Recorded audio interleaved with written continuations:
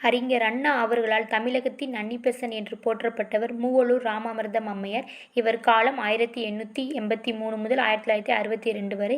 இவர் தேவதாசி குடும்பத்தில் பிறக்கிறார். இவருக்கு இசையும் நடனமும் கற்றுத்தந்த சுயம்பு என்பவரை மணந்து கொள்கிறார். தேவதாசி முறைக்கு எதிராக தனது முதல் போராட்டத்தை மயிலாடுதுறையில் 1917 துவங்குகிறார். இவர் தமிழகத்தின் சமூக சீர்திருத்தவாதியாகவும் எழுத்தாளராகவும் திராவிட இயக்க அரசியலில் செயல்பட்டார். தேவதாசி முறை சட்டம் நிறைவேற்ற துணை நின்றவர். இரண்டாவது வட்டமேசை மாநாட்டுக்கு பிறகு காந்தியடிகள் கைது செய்யப்பட்ட பொழுது அம்மையார் ஆங்கிலேயர்களுக்கு எதிர்ப்பு காட்ட மூவர்ண கொடியை ஆடையாக உடுத்தி கொண்டார். காந்தியத்தை ஏற்று தனது குடிசையில் வாழ்ந்த இவர் வீட்டின் முன்பு கதர் அணிந்தவர் மட்டுமே உள்ளே வரவும் என்று எழுதி வைத்து கொண்டார்.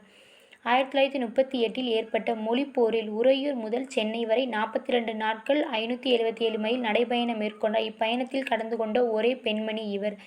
87 பொதுக்கூட்டங்களில் பேசினார். இந்த பயணத்தின் பொழுது